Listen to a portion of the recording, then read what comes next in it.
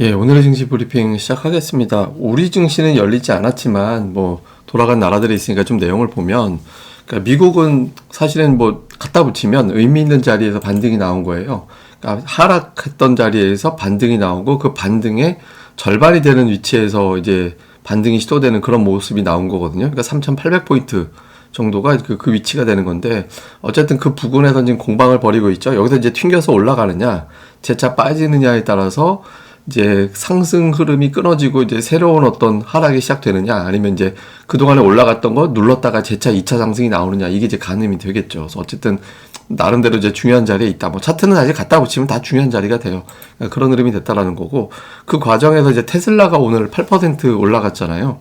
그러니까 급락하고 나서 최근에 이제 반등 시도가 지금 연이어 나오는 그런 모습인데, 보통 지난번에 나왔던 11% 폭락이 되게 중요한 어떤 의미일 수도 있거든요. 사실 제가 오늘 그 메시지를 여기 캡처해서 올려놨다가 제가 빼버렸는데, 며칠 전에 제가 이제 커뮤니티에 그런 얘기를 한 적이 있었거든요. 그러니까 투기 세력들이 어떤 필요이상의 어떤 급등 또는 필요이상의 급락을 마무리할 때 말도 안 되는 숫자로 급등을 시키거나 그 당일날 폭락을 시키거나 그런 경우를 쓸 때가 있거든요. 그게 이제 털고 나갈 때 마지막 피날레로 내가 피크 쳤어, 나는 최저점 쳤어, 이런 걸 보여줄 때가 있는데, 테슬라가 며칠 전에 이제 11% 급락시킨 게 혹시 그런 신호 아니었나? 그러니까 이런 어떤 해석이 나올 수 있었거든요. 근데 말 바꾸면 그 위치를 더 이상 내려가면 안 되는 게 되는 거죠. 어쨌든 테슬라가 반등하면서 가장 발목을 잡았던 대표적인 종목인데, 이게 반등하다 보니까 투자자들이 이제 하락이 끝났나? 이렇게 좀 안도하게 만드는 이제 그런 상황이 만들어졌습니다. 그러다 보니까 이제 아시아 증시가 대부분 다 이제 플러스가 나는 그런 모습이 나왔죠. 다만 이제 플러스 나긴 했는데 급등한 곳은 없잖아요. 예, 아직까지 해소는 안 됐다. 일단 미증시 올라갔으니까 따라서 올라가긴 하는데, 중국 걱정이라든가 이런 것들이 해소가 안 됐다 해서 반등폭은 좀 제한적인 그런 모습이었습니다. 그리고 오늘 이제 좀 주목해 볼 만한 뉴스로 나왔던 게, 그러니까 중국 상무부에서 그러니까 전기차 구매 지원하고 전기차뿐만 아니라 자동차, 가전, 외식 이런 건 소비의 버팀목이니 소비 촉진을 위한 지원 정책을 펼친다, 이런 내용들이 공개됐다라고 하고, 다음에 이제 국제 소비 중심의 어떤 도시를 육성한다, 이런 내용들이 보도가 됐거든요.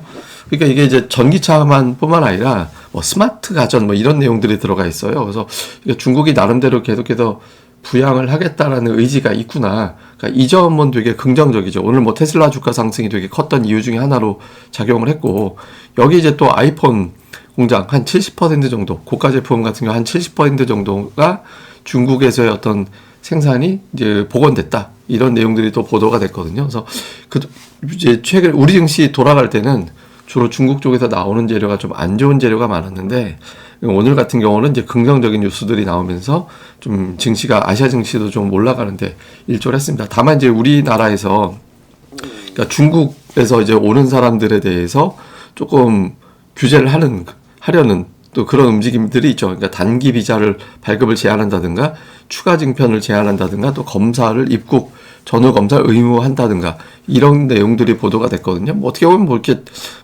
새삼스러운 내용은 아닌 것 같은데, 이제 투자들이 받아들이기에는 이게 이제 중국인 관광객을 줄이는, 생각했던 것만큼 안 오게 되는 계기가 될 수도 있겠구나.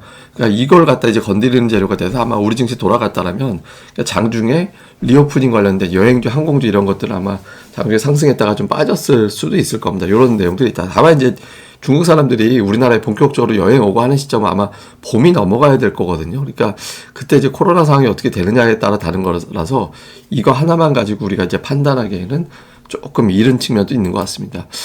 그 다음에 이제 오늘 나스닥이 어떻게 되느냐에 따라 좀 다른 게, 1.1% 정도 이상 더 빠지면 사상 최악, 12월 그 낙폭으로는 사상 최악의 어떤 하락이 만들어지게 되는 그런 계기가 나올 수 있게 되거든요. 그래서 오늘 이제 나스닥이 그렇게 가느냐 안 되느냐, 그런 가늠길에 있습니다. 근데 이왕이면 최악을 면해주는 게, 투자 시장으로도 최악을 쳤다가 반등이 나왔어, 그러면 이미 저점을 친 거야, 이런 구도가 될 수 있잖아요. 그래서 나스닥 시장이 어떻게 돌아가느냐, 요 흐름을 한번 이제 나중에는 주목을 해볼 필요가 있습니다. 그러니까 역대 최악의 어떤 흐름으로 달랑달랑한 위치라서 한번 이제 볼 필요가 있어서 제가 이제 체크를 좀 해봤고요.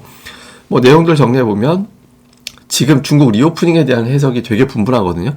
그러니까 골드만삭스에서는 단기적으로는 악재다, 근데 장기적으로는 호재다, 이렇게 보는데 저도 사실은 의견은 적었습니다. 왜냐하면 단기로는 확진자 증가 문제라든가 또 글로벌 이제 퍼지는 이거에 대한 걱정이 있으니까 실제로 어떻게 될지는 알 수는 없지만 거기에 대한 심리적인 압박이 분명히 있겠지만, 그러니까 봄이 넘어가면서 이제 확진자 수가 또 줄어드는 그런 사이클로 가게 되고, 중국에서도 또 이제 피크를 넘어가게 되면 이제 중국의 리오프닝이 오히려 더 부각이 되는 그런 상황이 될 수 있거든요. 그래서 요거는 뭐 장기적으로 본다면 그렇게 나쁘게 볼 사안은 아니다 이렇게 봐야 되고, 그 다음에 이제 또 하나는 미국에서 오늘 기술주들이 반등을 했잖아요. 나스닥이 더 많이 올랐잖아요. 근데 지금 투자들은 여전히 기술주들에 대한 또 의심을 가지고 있거든요. 그러니까 다우하고 나스닥하고 어디가 더 세게 올라가느냐 이거를 보는 건데, 또는 어디가 덜 빠지느냐 이건데, 지금 제일 이상적인 오늘 애플하고 테슬라가 둘 다 올랐잖아요. 그러니까 둘 다 오르거나 둘 중에 하나가 좀 세게 올라가든가. 하여튼 애플하고 테슬라 보시면 됩니다. 그러니까 두 개 중에 발목 잡는 종목이 나와서는 안 된다라는 거 중요하고요. 그 다음에 이제 오늘 좀 그 여러 군데에서 그 굉장히 많은 어떤 분석이 나왔는데 약간 이제 잘못 쓴 것 같은데, 하여튼 그 샘 스토벌이라는 사람이 경기 침체는 갈 것 같다. 근데 그 침체 강도는 약할 것 같다. 이런 주장이 나왔고, 오늘 그 외국에서 분석가들이 나온 코멘트 한 10개 정도 봤는데 굉장히 심각하게 보는 사람은 또 오늘은 또 없더라고요. 그러니까 침체는 다 간다라고는 하는데 아주 강하게 갈 것 같지는 않다라는 내용들이 되게 많았거든요. 예, 그래서 약간 경기 침체에 대한 공포감을 좀 덜어내는 모습도 오늘은 좀 일부 나왔습니다. 근데 이건 뭐 또 어떻게 되면 또 달라진 거라서 오늘 미증시 올라가는 과정에서는 조금 침체에 대한 어떤 공포감이 줄어든 것도 있었다. 이거 하나 있고, 다음에 또 하나는 최근에 미증시가 뭐가 올라가는, 예를 들어서 뭐 테슬라가 올라가면 우리나라 2차 전지주가 올라간다든가 뭐 이런 식으로 해가지고, 그러니까 미국의 업종을 우리나라에서는 그대로 좀 따라가는 경향이 있거든요. 그러니까 기관이 그런 종목군들을 같이 매수를 해버려요. 그래서 이제 미증시가 올라가고 내려가고도 중요하지만 어떤 업종이 움직임을 주도했느냐가 또 이제 시장에서 되게 중요한 거라서, 그러니까 미증시 지수만 보지 말고 어떤 업종이 움직이는지를 또 같이 좀 집중적으로 보는 것도 중요할 것 같습니다. 그리고 이제 오늘의 차트는 삼성전자가 올해 거의 28% 빠졌거든요. 그 삼성전자가 역사적으로 10% 이상 하락한 사례가 별로 없어요. 별로 없거든요. 근데 없는데 그 다음에 어떻게 됐는지를 봤더니 90년대에는 그 다음에도 빠지는 경향이 있었는데 97년도 이후에는 뭐 근데 샘플이 많지는 않죠. 샘플이 많지 않아 갖고 이건 뭐 유력한 통계 이렇게 보기는 애매한데, 어쨌든 97년 이후에는 삼성전자가 많이 하락하면 그 다음에는 올라가는 그런 특성을 보였거든요. 평균적으로 29.7% 정도 하락하는데 올해가 거의 비슷했죠. 그러니까 확률적으로 보면 내년도에 삼성전자가 반등할 확률이 높아 보이긴 한데, 조금 전에 말씀드린 대로 그러니까 이게 데이터의 이제 양이 샘플이 되게 많지 않아서 뭐 이건 그냥 참고 자료만 될 것 같습니다. 확률이 높다 이렇게 보기엔 좀 애매하고, 참고 정도. 많이 빠지면 삼성전자는 그 다음에 올라갔다 이렇게 보시면 되고요. 그 다음에 이제 추억의 시리즈 라면 한 번 더 했습니다. 왜냐면 또 라면 이거는 안 했다 이렇게 얘기하시는 분들이 계셔서 우리 집 라면이라고 있었고요. 다음에 해피라면, 이건 아마 새로운 버전 사진 같은데 옛날에 해피라면이 있었어요. 어제 제가 까만소 라면 보여드렸었잖아요. 요런 게 있어가지고 옛날에 또 삼양라면도 있었는데 요즘 다시 나오긴 하죠. 근데 그 맛은 아니더라고요. 근데 어쨌든 예전 해피라면 아실 정도면 이게 몇 년 반짝하다 말았던 라면이라서 기억이 나시는지 모르겠는데, 하여튼 저는 요거 되게 잘 먹었어요. 어제 이제 제가 보여드린 까만소 라면하고 이건 되게 잘 먹었던 라면이었거든요. 그래서 우리 집 라면은 제가 먹어본 기억이 별로 없고, 어쨌든 옛날의 라면도 이런 게 또 있었다라는 것도 이제 한번 기억 좀 해보시라고 올렸습니다.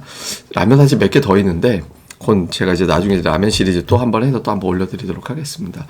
그럼 또 남은 시간 잘 보내시고요. 저는 또 이제 뭐 주말에도 계속 방송을 올릴 거니까 또 주목해 주시면 될 것 같습니다.